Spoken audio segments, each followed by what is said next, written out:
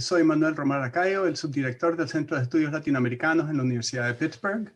Es un placer para mí darle la bienvenida al 11º evento de Charlemos. Tenemos con nosotros a Jennifer Sir, quien va a estar moderando el evento de hoy. Igual a Cora Fernández, a Mason Mosley, a Mariela Davi de Reed College, quien estará participando. Y sin tomar más tiempo de ustedes, los dejo con Jennifer Sir. Muchas gracias. Muchas gracias, Manuel. Para todos los que están presentes, antes de nada, quiero agradecerles por estar con nosotros hoy para hablar de los movimientos feministas y el derecho al aborto en el Cono Sur. Tenemos un panel de estrellas para charlar con todos ustedes sobre este tema, que es relevante no solo por los cambios que hemos visto recientemente en Argentina, sino para poder entender mejor las condiciones bajo las cuales es más probable que veamos avances en el tema de derechos a las mujeres por lo general, ¿no? En el tema en ese sentido. Bueno, quería primero presentar a las tres ponentes. Vamos a empezar con Cora Fernández Anderson, quien es profesora asistente de Ciencias Políticas en Mount Holyoke College, en los Estados Unidos. Tiene un máster en Estudio de la Paz y doctorado en Ciencia Política de la Universidad de Notre Dame. Su trabajo se centra en los movimientos sociales y su capacidad para impulsar el cambio social, particularmente en movimientos de mujeres y de derechos reproductivos en América Latina. Ha publicado artículos en NACLA, Women, Politics and Policy, and Politics, Groups and Identities. Su libro, Fighting for Abortion Rights in Latin America, Social Movements, State Allies and Institutions, fue publicado en el 2020 por Routledge, y vamos a hablar del primer capítulo de este libro hoy. Luego quiero presentar a Mariela Schwarzberg-Davi, quien es profesora asociada de Ciencia Política en Reed College. Se doctoró en el Departamento de Ciencia Política de la Universidad de Chicago. Ella ha escrito también un libro publicado por Cambridge University Press que se llama Mobilizing Poor Voters, Machine Politics, Clientelism and Social Networks in Argentina. Su trabajo ha sido publicado en varios lugares, en Comparative Politics, Latin American Research Review, Party Politics, Social Networks, Latin American Politics and Society, Nueva Sociedad, Política y Gobierno, Revista SAP, Postdata y Women's Policy Journal of Harvard. Su agenda de investigación actual se centra en cuestiones de distribución y participación política y género. Y finalmente tenemos a Mason Mosley, quien es profesora asistente de Ciencia Política en la West Virginia University. Él se doctoró en Ciencias Políticas de la Vanderbilt University. Antes de empezar en West Virginia y luego de terminar su doctorado, Mason hizo un fellowship en el programa de Democracia, Ciudadanía y Constitucionalismo de la Universidad de Pennsylvania. Su trabajo se centra en el comportamiento político comparado y especialmente en cómo las características y los procesos institucionales influyen en la actitud y el comportamiento de los individuos en América Latina. Ha publicado su trabajo en Electoral Studies, Journal of Politics, y también publicó un libro con Oxford University Press que se llama Protest States, The Rise of Everyday Contention in Latin America. Hoy, con ellos, con Mariela y Mason, vamos a estar hablando de su artículo, que recién salió del horno, por decirlo, en Politics and Gender, que se llama Feminist Mobilization and the Abortion Debate in Latin America, Lessons from Argentina. Muchas gracias a los tres por compartir sus ideas con nosotros. Bueno, empecemos con las preguntas. Vamos a empezar primero con Mariela y Mason. La primera pregunta. Pero muy poco en Argentina hubo un cambio importante en cuanto a la legalidad del aborto, ¿no? La descriminalización, es una palabra para mí, del aborto se hizo ley, ¿no? Como se dice acá en Argentina con el hashtag, ¿no? En su artículo, ustedes buscan entender por qué en el 2018 se abre en Argentina un debate sobre la legalización del aborto, a pesar de una serie de factores que deberían haberlo impedido, ¿no? Un presidente conservador en Mauricio Macri, un aumento en la religiosidad de los ciudadanos, etc. Y entonces la primera pregunta que tengo para ustedes es, ¿cómo podemos explicar qué es lo que pasó en Argentina entre 2018 y el 2020? ¿Cómo podemos entender esos hechos? Voy a empezar primero agradeciendo la invitación por esta propuesta. Gracias por invitarnos a presentar nuestro trabajo y gracias, Jen, por esa pregunta tan interesante. Nuestro artículo se enfoca en por qué se inicia la legalización del aborto en la Argentina, y en el momento en que lo publicamos estábamos pensando en por qué era un debate, ¿no? Hoy en día es ley, pero el artículo se enfoca en por qué empieza la discusión, y nuestra idea es un proyecto que estamos trabajando con Mason, es empezar a pensar un poco en la legalización del aborto en la región, en América Latina. Así que si hay preguntas en general, es algo que nos interesa mucho, así que pueden contactarnos si no va a haber tiempo después. Y Mason y yo vamos a dividirnos las preguntas, así que voy a empezar yo contestando esta primera. La literatura en general identifica 3 factores según los cuales puede surgir un movimiento que promueve la legalización del aborto, ¿no? La primera tiene que ver con mayor secularización en la población. Cuanto menos importante es la religión en la vida de los ciudadanos, tendemos a pensar que estos movimientos sociales pro aborto o pro legalización del aborto suelen aparecer. El segundo tiene que ver cuando hay partidos de izquierda que están en el poder o hay un partido de izquierda muy poderoso en la legislatura. Y eso tiene que ver porque la izquierda está culturalmente y tradicionalmente, y partidos de izquierda identificados con mayor igualdad, y son los que tienden a promover la legalización del aborto. Y el tercero tiene que ver con observaciones en cambios significativos en la opinión pública, ¿no? Cuando la mayoría de la población empieza a estar de acuerdo con este cambio en la legalización del aborto, tendemos a observar movimientos feministas que empiezan a presionar por la legalización del aborto. ¿Qué nos dice el caso argentino acerca de estos factores? ¿Y por qué es tan emblemático y enigmático a la vez? Primero es que no observamos cambios significativos en cuán importante los ciudadanos consideran la religión en sus vidas, ¿no? Cuando vemos opinión pública vemos que es bastante constante, no es que hubo un cambio muy significativo, y a la vez también es importante recordar que Argentina tiene un papa, el mundo tiene un papa que es argentino, y era un papa que, por ejemplo, en el 2014 tenía 91% de opinión pública favorable, no era un papa, es un papa muy popular. El segundo es que tuvimos 3 gobiernos de los Kirchner que responden a este movimiento de izquierda, del resurgimiento de la izquierda en América Latina, con Néstor comenzando en el 2003 y Cristina terminando en el 2015, 12 años en el que la izquierda estaba en el poder y no hubo ningún tipo de debate, y como Jen mencionó, es Mauricio Macri, un gobierno tradicionalmente desde la derecha, el que empieza a abrir esta discusión en el Congreso. Y finalmente, en términos de opinión pública, algo que Mason va a hablar un poco más luego, no vemos cambios significativos en apoyo a la legalización del aborto entre el 2012 y el 2017. Entonces, nuestra pregunta es ¿por qué se inicia el debate en la Argentina? No es un caso que uno hubiese esperado. Y nuestro argumento en el paper se centra en 2 mecanismos. El primero tiene que ver con la organización de Ni Una Menos, que es un movimiento feminista que proporciona la estructura organizativa que permite superar problemas de la organización colectiva y presionar a funcionarios y legisladores. El movimiento de Ni Una Menos comienza como una marcha masiva de más de 200.000 mujeres en Buenos Aires y en otras capitales del país el 3 de junio del 2015. El objetivo de la movilización era visibilizar la necesidad de abordar el femicidio o el asesinato de mujeres por mujeres en el país.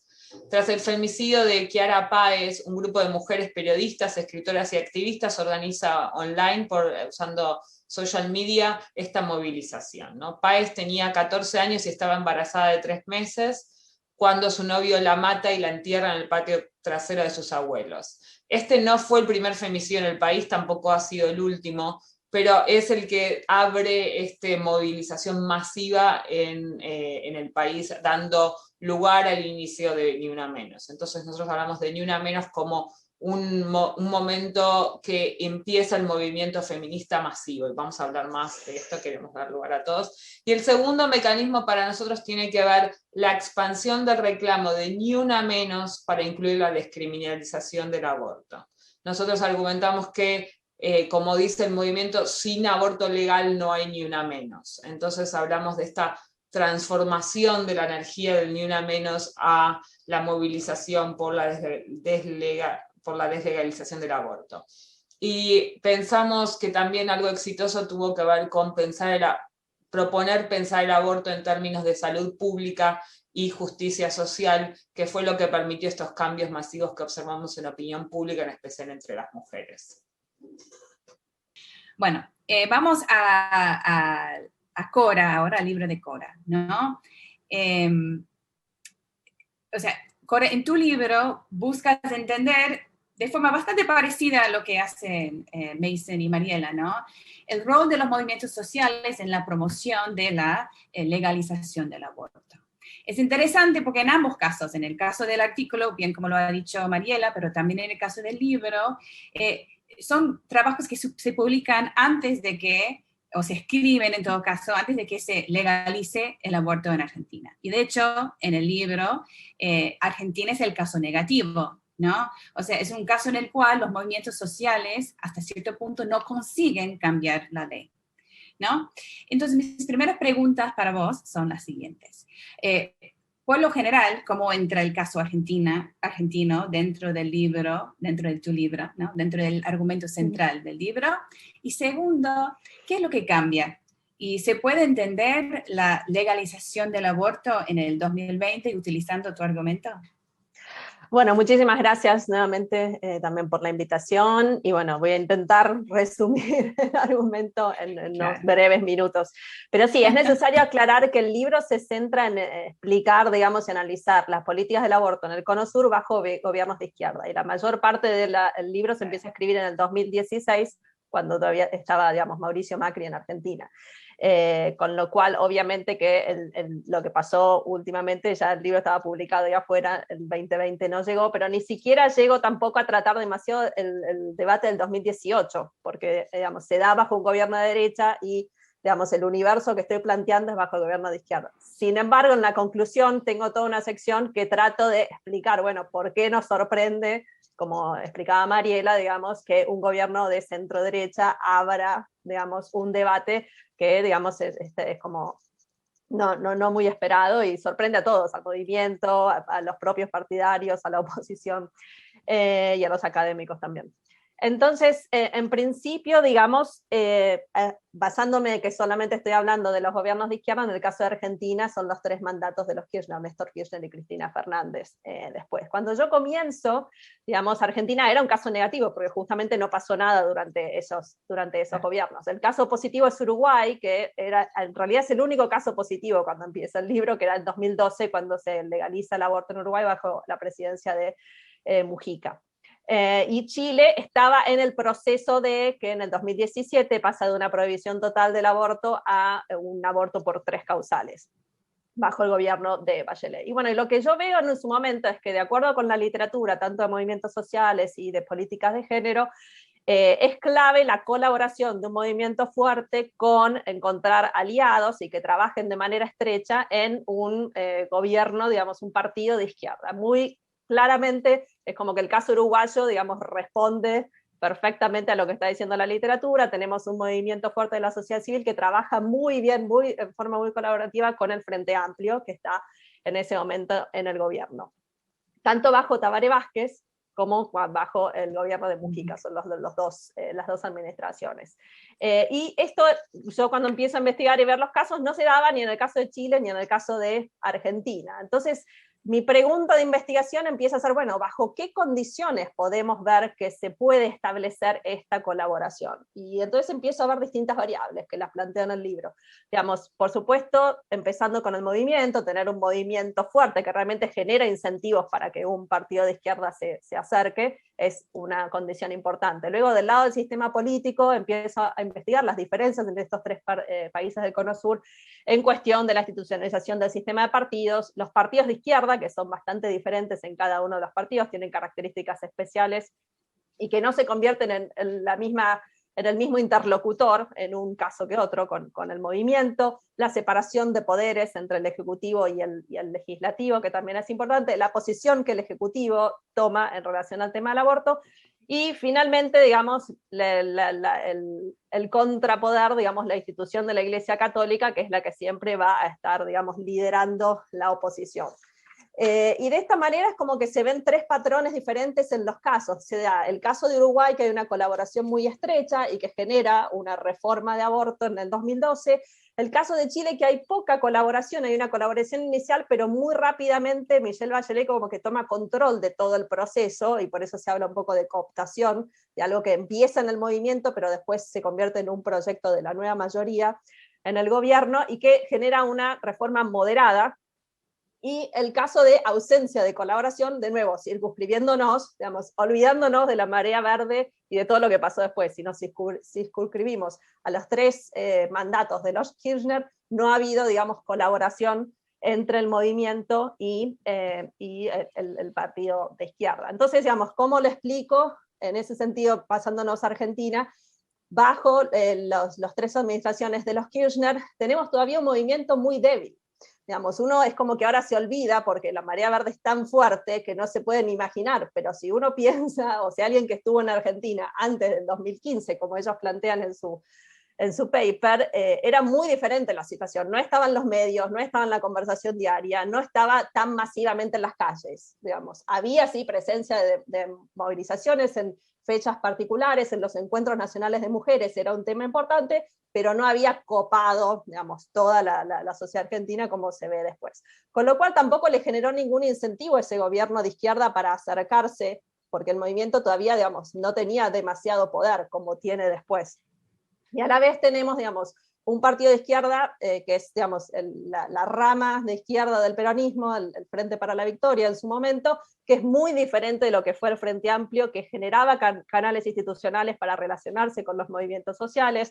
En este caso, digamos, el Frente para la Victoria tenía relaciones con movimientos sociales, pero a nivel del poder ejecutivo, digamos, desde arriba, no venía desde las bases, y este movimiento, de nuevo, era todavía muy débil como para interesarle de realmente generar una colaboración y acercarlo al gobierno. Finalmente, una presidenta, sobre todo, digamos, cuando el movimiento empieza a resurgir un poco más, que tenía una posición contraria al aborto y que genera que, si bien había legisladores del Frente para la Victoria que estaban a favor y firmaron el proyecto de reforma que presentaba cada 2 años la campaña, digamos, sabían que si lo introducían en la agenda parlamentaria tenían muy pocas posibilidades de pasar si no tenía apoyo del Poder Ejecutivo. Con lo cual prefirieron, y hay varias entrevistas que prefirieron no presentarlo durante ese momento para que no fracase. Con lo cual, ¿qué es lo que cambia, digamos, muy, muy rápidamente? Por supuesto, lo que plantean ellos en el paper, digamos, la fuerza del movimiento. Digamos, si uno está en Argentina a partir del 2017-2018, digamos, no se habla de otra cosa, no se ve otra cosa en las calles, todo es verde, y justamente ese poder, digamos, interpela a los partidos, incluso a un partido, digamos, de ser una coalición de centro-derecha, como para abrir el tema. Lo que pasa es que no fue suficiente para pasar en el 2018, porque obviamente la estrategia de alianza se da solamente con diputados, digamos, en ese 2018. Todavía no hay una alianza con senadores y obviamente no está con el Poder Ejecutivo. El Poder Ejecutivo abre el debate, pero claramente dice estoy en contra del aborto y no se mueve ni un dedo para que ese proyecto pase, digamos, no hay ningún tipo de negociación. Eso sí se da ya en el 2020, cuando no solamente está la fuerza del movimiento, que ya logró lo que los activistas hablan de la despenalización social del aborto. La sociedad ya cambió, ahora falta que la ley refleje esa despenalización social, y finalmente con el Ejecutivo a favor y logrando las negociaciones necesarias para conseguir los votos que faltaban, sobre todo en el Senado, porque la estrategia del movimiento de generar esta coalición multipartidaria ya estaba presente muy fuerte en diputados. En el 2018 se replica de nuevo en el 2019, faltaban un poco de apoyo en el Senado, que se logra, digamos, desde el Poder Ejecutivo, y bueno, y finalmente es ley. O sea, una combinación de factores, ¿no? Bien como decís en el libro. Bueno, obviamente en lo que vos acabas de decir y lo que Mariela ya ha dicho, los movimientos sociales importan, ¿no? Para lograr a que estos temas tan, no sé, delicados, sensibles, polémicos, sean tratados, ¿no? Entonces quisiera hablar un poco más de esos movimientos sociales. Esa es una pregunta para los tres, para quien quiera contestar primero. O sea, ¿cuáles son las estrategias que utilizan o que deberían utilizar, aprendiendo de la experiencia de Argentina en el caso 2020, Uruguay antes, para que tengan éxito en la promoción de este tipo de ley, ¿no? ¿Cuáles son los recursos que más rinden en cuanto al cumplimiento de sus objetivos? Bueno, en nuestro artículo nos enfocamos en el framing del aborto, ¿no? O sea, la forma de redefinir el aborto como un tema de justicia social y salud pública. ¿Y cómo definieron al aborto como un tema de justicia social? Para nosotros, en el paper que recién salió en Politics and Gender, el éxito del movimiento fue mover el eje del debate, ¿no? O sea, en lugar de discutir aborto sí o aborto no, como un debate religioso, filosófico sobre el momento de concepción y el origen de la vida y todo eso, los movimientos sociales dijeron que en realidad es un debate entre aborto legal o aborto clandestino, ¿no?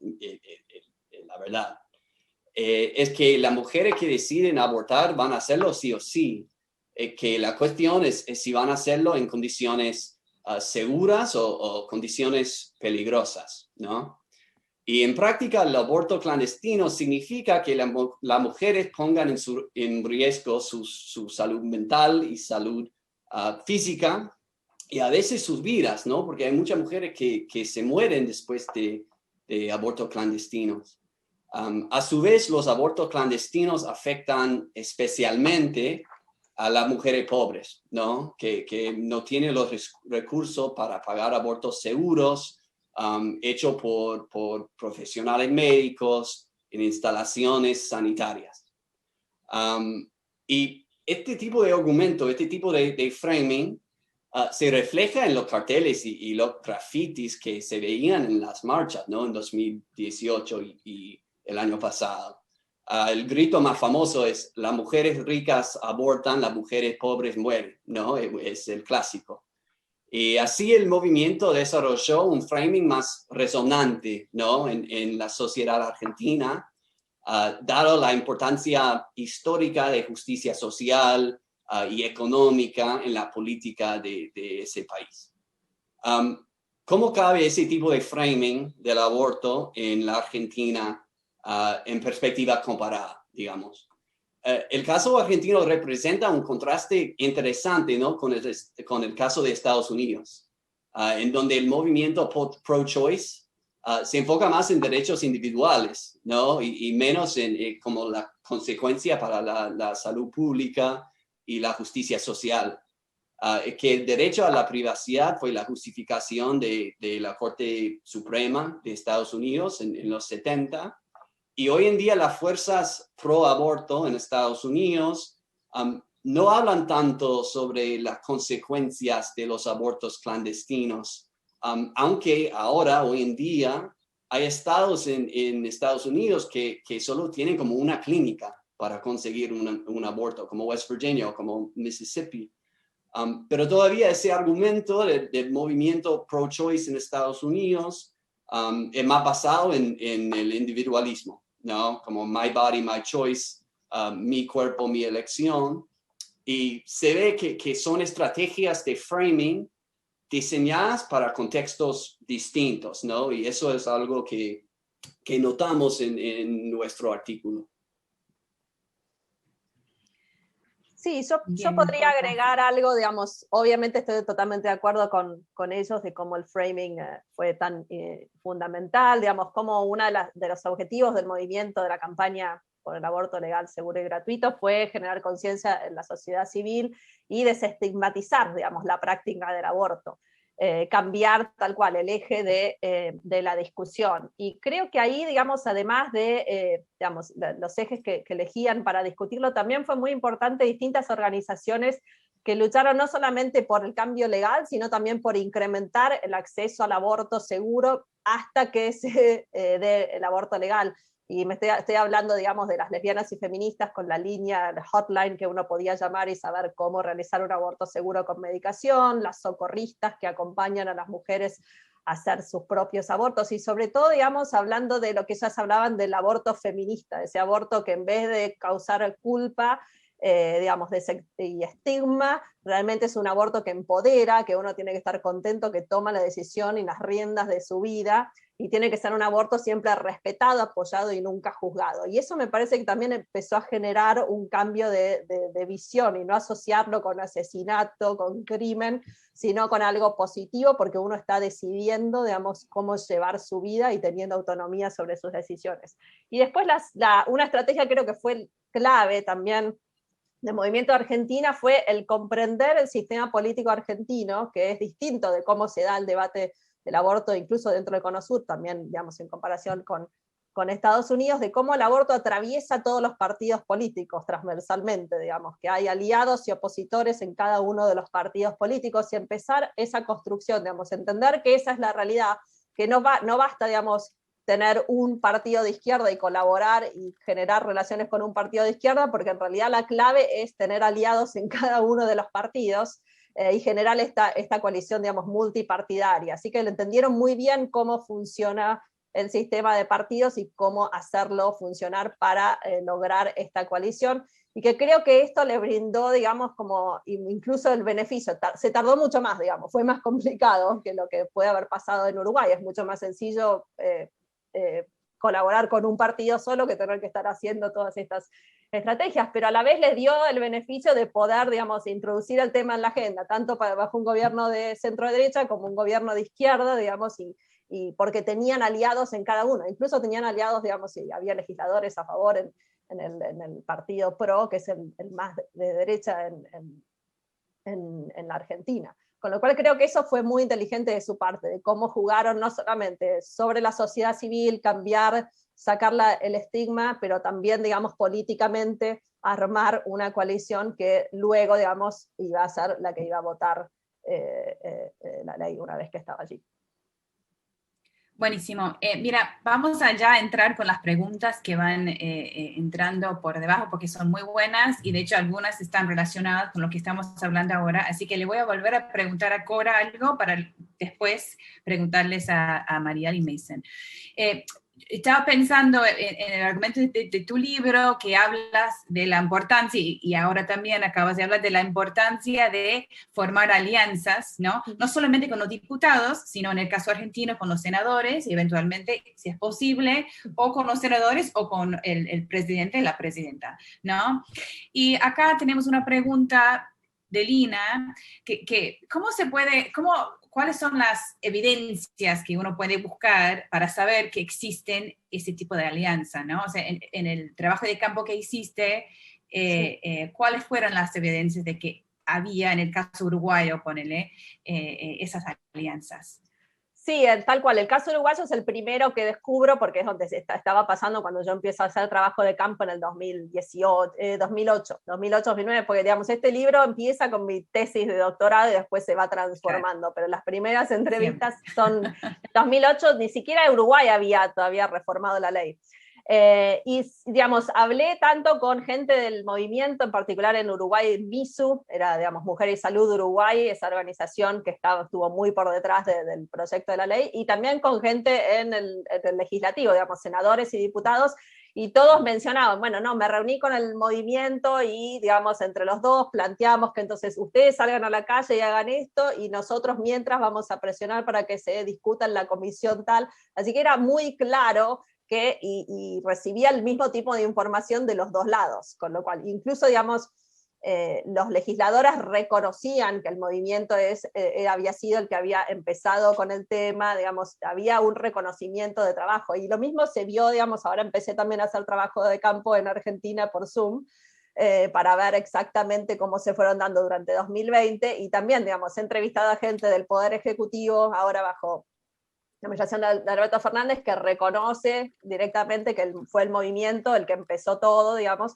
y que se establecieron numerosas reuniones, también por Zoom, esta vez durante el 2020, para establecer, bueno, cuándo se presenta la ley. El movimiento presionaba durante la pandemia para que sea más temprano que tarde, sí o sí tenía que ser en el 2020 para evitar que cayera la discusión en un año electoral, con lo cual, digamos, el mismo testimonio de los actores que están contando cómo se dio este proceso era evidencia, digamos. En general, yo también siempre preguntaba, bueno, ¿cuándo se reúnen? ¿Ustedes convocan?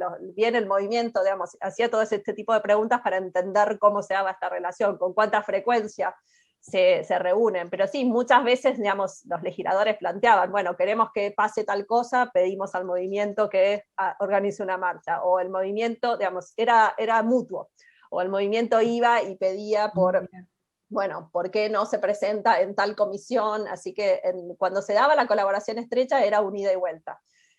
Lo que sí es cierto es que no es constante, digamos, incluso en Uruguay, que es como el caso modelo de cómo se dio todo, hubo momentos en que había mucha mayor colaboración y hubo también momentos de tensión. Obviamente no es sencillo, no es sencillo el trabajo. El proyecto de ley anterior, ¿no?, el que pasó en el 2012, en el 2008, por ejemplo, recibió mucho mayor input y colaboración del movimiento que fue el que vetó Tabaré Vázquez en el 2008, que el que termina saliendo en 2012, y con que muchos activistas del movimiento no se quedaron contentas con la cantidad de requisitos que se le pone a la persona que va a pedir un aborto, de reunirse con 3 profesionales, bla, bla, bla. Con lo cual en eso, digamos, esa es la ley que finalmente sale del final, con todas las negociaciones internas que hubo en el Congreso para lograr los votos, medio que aparta un poco el movimiento. Así que tampoco es una cosa constante. Hay momentos de mayor colaboración, momentos de mayor tensión, van y vienen. Buenísimo. Muchas gracias. Vamos a seguir con las preguntas. Me van a perdonar porque voy a tratar de seguir de qué estamos hablando y vamos a llegar a todas las preguntas, pero estaba hablando Mason antes del framing y Cora también, ¿no?, en cuanto a cómo explicar el éxito de los movimientos sociales. Y acá tenemos una pregunta por parte de Javier Corrales que pregunta si el framing funcionaría igual en otro país donde, por ejemplo, la Iglesia Católica o los evangélicos fuesen más fuertes, ¿no? O sea, ¿cómo podemos entender cómo funciona el framing o por ahí funciona, sería otro recurso en ese caso para ayudar a entender ese éxito? No sé, abro a Mariela y Mason. Gracias por la pregunta. En general, más que específicamente, hay como 4 puntos que me gustaría hacer para pensar un poco la descriminalización del aborto en la región, más que, o sea, qué lecciones del caso argentino, y puedo hablar un poco de esto de la derecha y demás, de la pregunta de Javier. Nosotros creemos que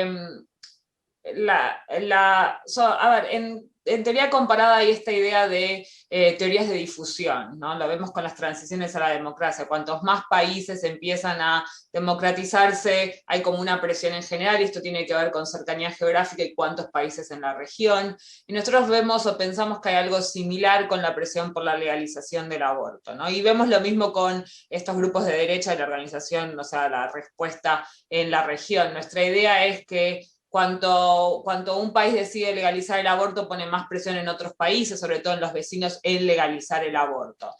Por eso también hablamos de esta idea de la esperanza para algunos y el riesgo para otros, tal vez de la derecha, de esta marea verde, ¿no? La idea de como una ola que va copando en América Latina. Entonces, creemos que la literatura tiene mucho...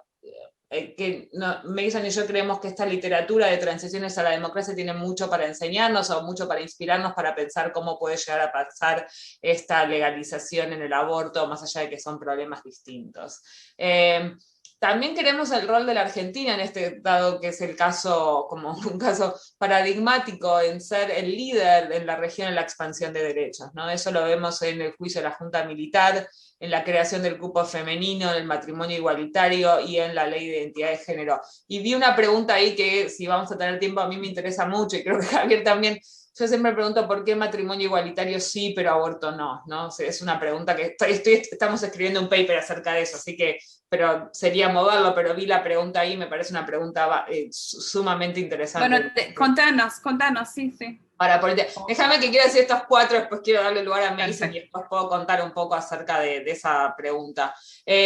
Después, uno de los desafíos que yo veo ahí es transformar la energía del movimiento feminista por eliminar la violencia contra las mujeres en legalización del aborto. Y ahí sí creo que la pregunta de Javier viene al lugar, o sea, vemos muchas movilizaciones, o sea, ni una menos, vemos muchas movilizaciones en la región acerca de parar el femicidio y como un consenso entre la derecha y la izquierda en que debe parar esta matanza de mujeres, pero no lo mismo con legalizar el aborto. Entonces, la pregunta ahí o la clave es cuándo esta energía transformadora, potente de movimiento social en contra de violencia de mujeres logra canalizarse en aborto legal o no, porque eso es sabemos movilizaciones enormes en México, movilizaciones enormes en Perú, hay una pregunta allí también de Brasil, de movilizaciones por femicidios, pero no necesariamente aborto legal. Las dos lecciones que nosotros vemos en nuestro paper y que estamos charlando ahora también con Mason, la primera tiene que ver con poner este problema como un problema de salud pública.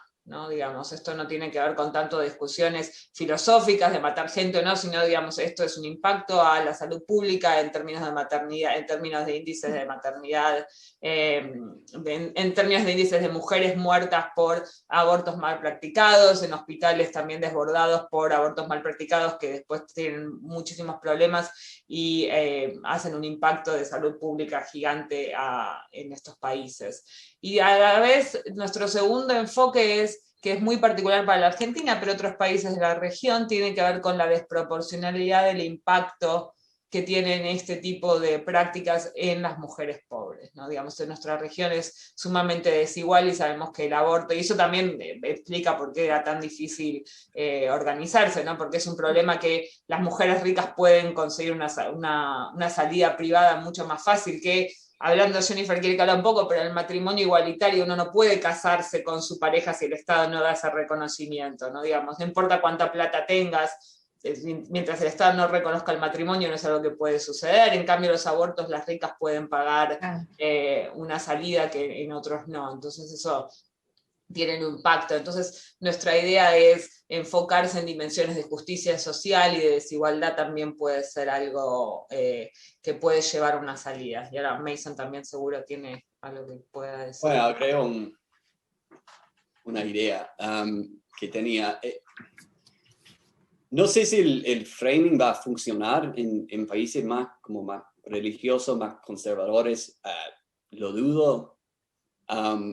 Pero creo que va a ser el frame que rinde más en Latinoamérica, ¿no? En todos los contextos latinoamericanos, que son países desiguales con altos niveles de pobreza, y cambiar la discusión, cambiar el debate, como el eje del debate a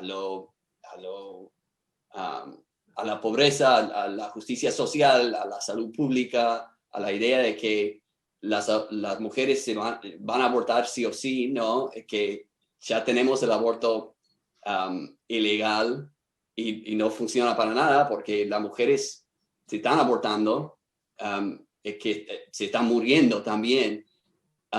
Que en ese contexto de desigualdad, de altos niveles de religiosidad, yo creo que funciona más ese frame, ¿no?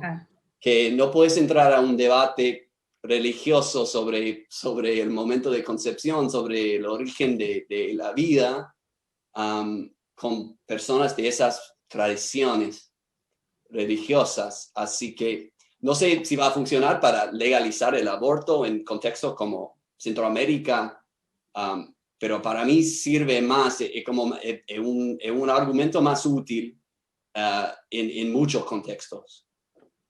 Es como que es más difícil para la Iglesia Católica, argumenta en contra de una cuestión de ricos versus pobres, una cuestión de justicia social. Claro. Sí, sí. Quiero seguir porque hay muchas preguntas y es muy interesante la conversación. Digamos, quisiera también, hay muchas preguntas en comparaciones, ¿no? ¿Por qué ahora y no antes, cuando se trató el tema del matrimonio igualitario en Argentina? Y también hay esta pregunta, pensando en la difusión, ¿no? Que puede funcionar, digamos, consolidando, fortaleciendo movimientos sociales, pero también hay otra ola, por lo menos en el Cono Sur, que reconoce Kayla Greenberg, ¿no? En su pregunta, de una ola más conservadora, digamos, si vemos el caso de Brasil, ¿no? Entonces la pregunta de ella es, me gustaría saber si es posible comparar el caso argentino con el de Brasil. ¿no? De hace algunos años, cuando Dilma no quiso, no estuvo a favor, ¿no?, del aborto durante su mandato.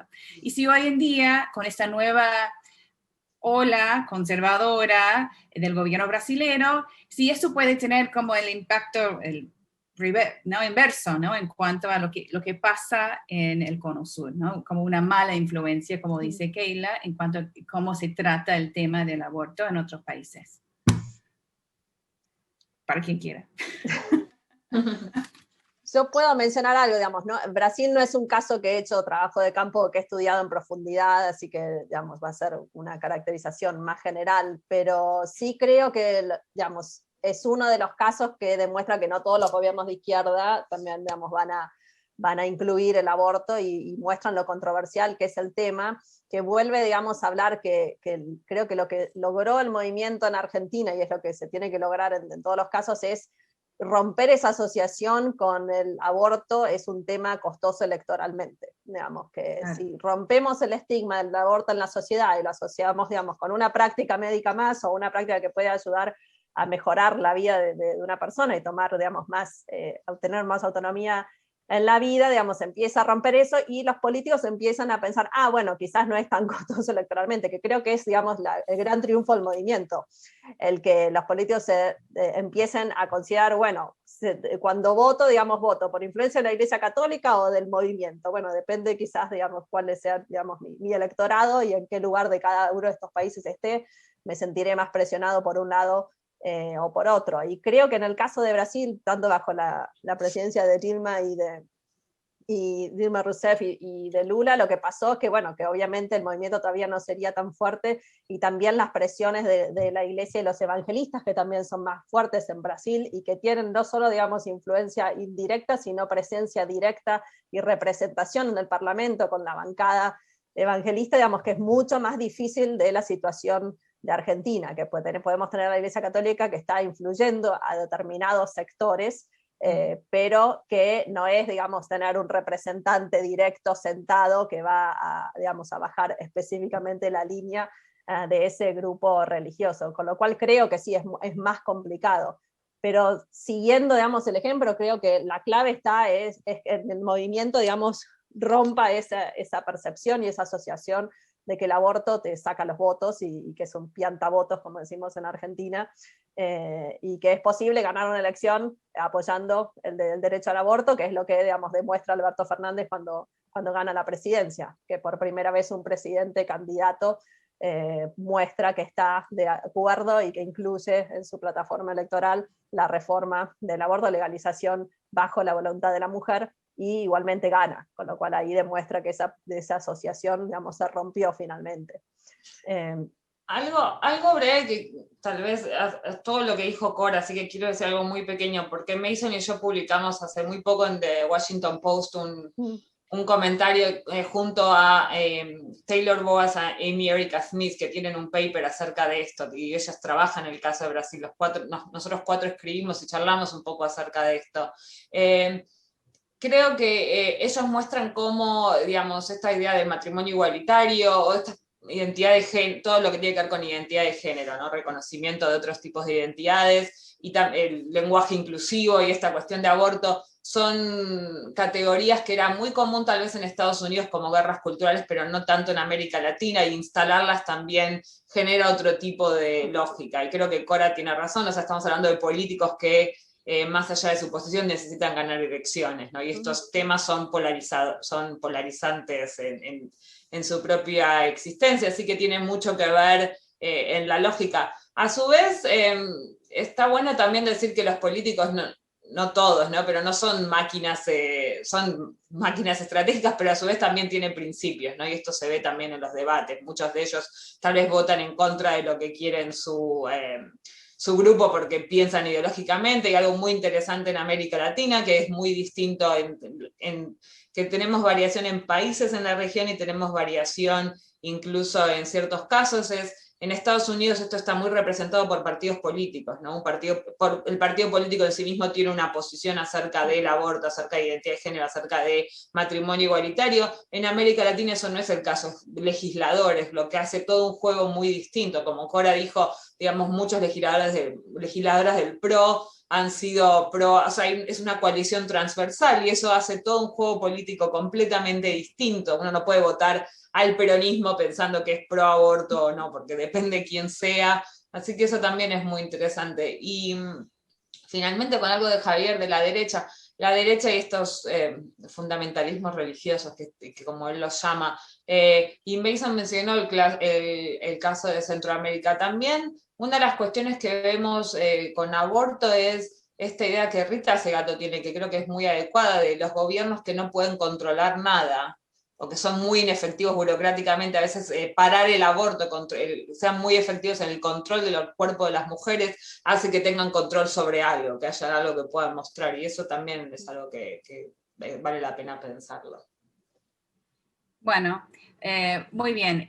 A ver, quiero hacer la pregunta que hace Melissa, pero antes de llegar ahí, Lina había hecho una pregunta de por qué ahora los legisladores esta vez sí cedieron a los reclamos sustantivos, ¿no? Y algo que yo entiendo por lo que han dicho es que porque cambió, digamos, el riesgo electoral cambió de cierta forma, ¿no? No sé si Cora quiero tratarlo de... Yo creo que es claro, digamos, que el movimiento logra cambiar, digamos, y genera la voluntad política. Primero, me parece que, y esto me lo ha dicho también varias activistas, que el movimiento le generó la voluntad política a Alberto Fernández de incluir el aborto en su plataforma, digamos. Más allá de que él dice, por ejemplo, que desde siempre estuvo a favor de la legalización, públicamente, incluyéndolo como una política que va a desarrollar, son dos cosas diferentes, digamos, uno en su vida privada podría decir estoy a favor, pero si no estoy haciendo nada políticamente, con lo cual sí, creo que es la fuerza del movimiento y la fuerza del feminismo más, digamos, más abarcativamente, de cómo logró la sociedad empezar a interpretar estos problemas desde una perspectiva feminista, que es lo que logra, digamos, como ellos plantean en su paper, el framing que plantea el movimiento empieza a resonar en la gente. Digo, nunca lo había pensado de esa manera. A partir de ahora, digamos, lo entiendo de un lugar diferente.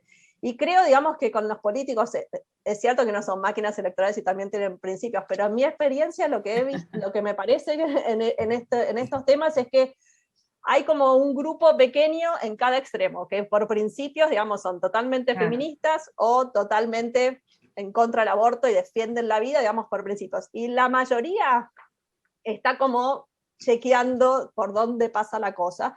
Y por eso hemos visto incluso cambios bueno, el cambio más grande es obviamente el de Cristina Fernández de Kirchner, como cambia de postura a partir digamos, de haberse opuesto cuando estuvo en la presidencia y luego como senadora en el 2018 votando y después apoyando desde el gobierno de Alberto Fernández.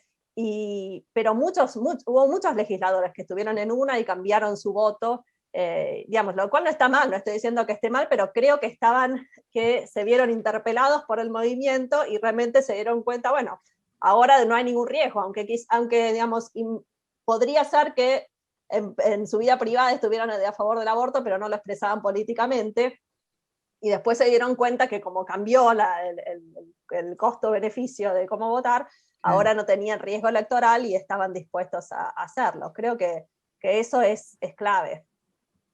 Bueno, quiero terminar con una pregunta sobre los movimientos sociales. Voy a hablar de los movimientos sociales. Bien como lo ha expresado Melissa, voy a parafrasear un poquito. Los movimientos sociales no son actores unitarios, sobre todo según lo que ustedes, Mason y Mariela, han hablado en el caso de Ni Una Menos, ¿no? Que es como una agregación, un agregado de varios movimientos sociales. Entonces, ese cambio de framing, ¿cómo se toma la decisión? Porque seguramente había no sé si alguien te ha hablado de esto, pero o sea, tuvo que haber coordinación y aceptación por lo general de que ahora vamos a hablar de esto en vez de hablar del femicidio, ¿no? O sea, o vamos a mezclar todo. O sea, ¿han podido saber algo sobre el proceso interno de movimientos sociales que tenían cuestiones particulares muy locales que querían defender versus esos otros que por ahí querían ver un poco más allá de alguna ley en particular, como para llegar a tener cierto acuerdo sobre este nuevo framing. Y gracias por esa pregunta, y voy a aprovechar también para contestar un poco, gracias Melissa por la pregunta también. Es importante volver a rescatar cómo Ni Una Menos es un movimiento social que cambia la Argentina radicalmente y cambia Latinoamérica, ¿no? Hay dos cosas que nosotros tratamos de resaltar en el paper y vale la pena acá. Ni Una Menos tiene dos características increíbles que cambian todo. Por un lado es el poder de los números, ¿no? La masividad del movimiento sorprende a todos, a los que lo organizan, a las mujeres que venían organizándose todo el tiempo, como dice Cora, era un movimiento, existían mujeres feministas por derechos reproductivos desde siempre, pero jamás tenía esta movilización. Y el hecho mismo, nosotros hablamos de Benedict Anderson, ¿no? De esta comunidad imaginada, muchas mujeres cuando estuvieron en ese momento, en ese lugar, en la marcha, se dieron cuenta de su poder, ¿no? Digamos, fue un momento de catarsis colectiva de muchas mujeres. Entonces, por un lado, la masividad de los números, que en sí mismo hace una transformación subjetiva para los que participan en esa movilización, y a su vez interpela al poder. Los políticos están mirando una movilización que jamás había en Argentina desde muchísimos años, masiva, increíble, transversal, de muchísimas mujeres, entonces no pueden ignorar esa movilidad. O sea, esas primeras movilizaciones de Ni Una Menos cambian el escenario político en la Argentina.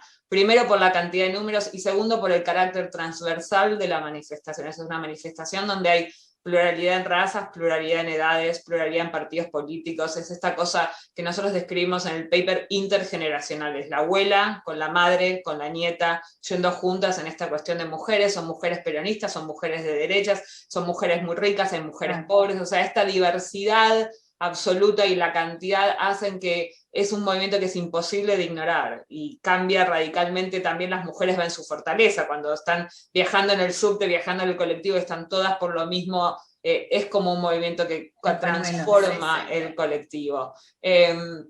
Nuestra intuición es que, la pregunta de Jennifer acerca de esto, quería decir, sí. No, pero tu pregunta de la transformación es lo que nuestra intuición ahí es que estas mujeres que venían, que Cora trabaja en su libro, estas mujeres que venían trabajando en la cuestión reproductiva y que trabajaban con legisladores, ven esta energía y logran transformarla, logran aprovecharla y hacer que Ni Una Menos sea aborto legal, ¿no? Y entonces, eso es lo que nosotros vemos como una continuidad del movimiento y la derecha ve adecuadamente como una captura del movimiento, ¿no? La derecha va a decir acá capturaron, de hecho la mamá de Chiara Pérez dice, yo no estoy a favor del aborto, yo estoy con Ni Una Menos y golpe usaron a mi hija que empezó toda esta manifestación para algo totalmente contrario, y creo que eso es la clave para cómo esto va a suceder en América Latina. ¿Va a haber continuidad de Ni Una Menos aborto legal o va a estar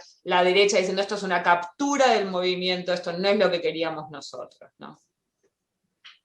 No sé si puedo agregar algo o ya sí, está. Sí, Cora, rapidito, no, por favor. Muy pequeño, que es muy bueno lo que creo que era Melissa que mencionó. Sí, los movimientos son heterogéneos, digamos, la campaña ahora tiene más de 500 organizaciones en Argentina, así que obviamente que no hay acuerdo perfecto en cómo definir el problema o qué campaña, y muchas veces, digamos, se lanzan distintos frames, distintas estrategias a la vez de distintas organizaciones.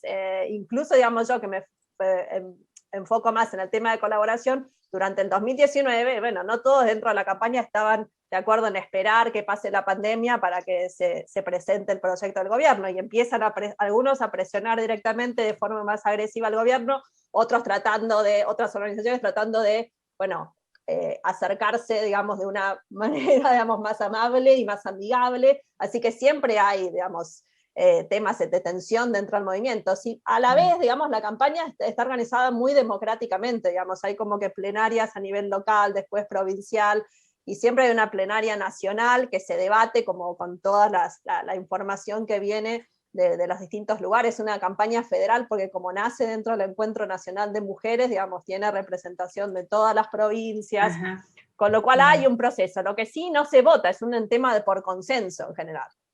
Es lo mismo que sucede en los encuentros nacionales de mujeres, que se tiene que llegar a un consenso.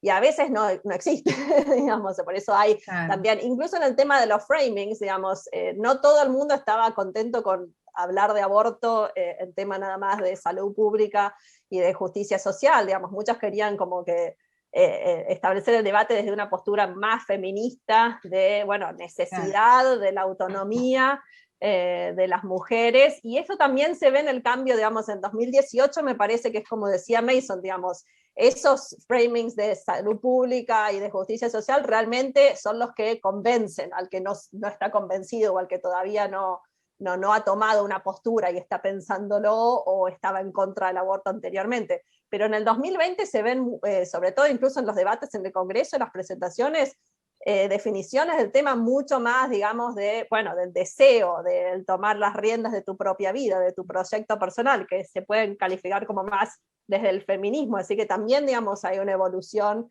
de hasta dónde podemos llegar el debate, digamos, y con cuáles mensajes y cuáles son los mensajes que pegan. Y claro, cuáles resuenan y cuáles no. Muy interesante, claro, muy interesante, la verdad, hay mucho por ver en adelante, ¿no? Que la cosa está cambiando y muy dinámica. Muchísimas gracias a las tres por esta charla realmente fascinante. Muchísimas gracias a todos, al estrés, sinceramente, realmente fascinante la discusión. Gracias, Jen. Gracias. Muchísimas gracias. Chao. Gracias.